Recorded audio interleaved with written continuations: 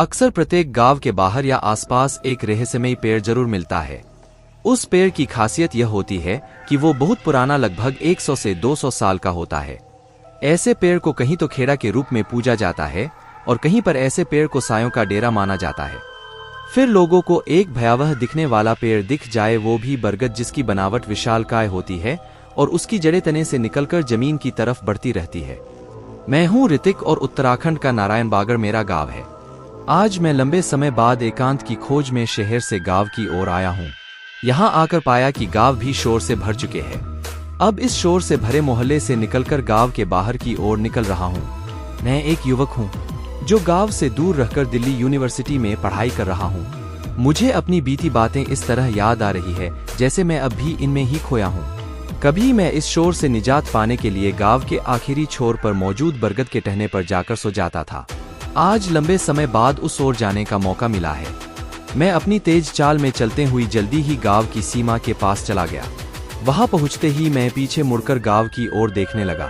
अस्त होता सूरज गांव के घरों के पीछे बस छुपने को था। मैं वापस मुड़कर उस पेड़ की तरफ चलने लगा। कुछ देर में बिल्कुल एकांत शांति मेरे चारों तरफ थी।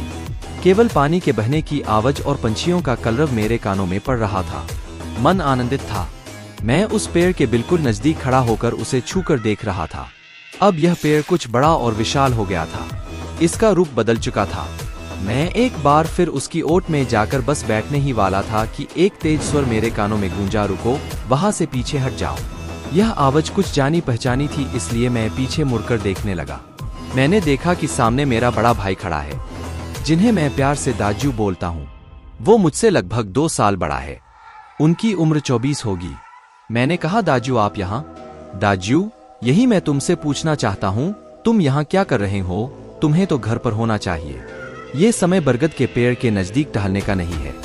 मैंने कहा, दाजू आप जानते हो मुझे इस पर बैठने की आदत है। बचपन में अक्सर मैं यही आता था और कभी कभी आप भी।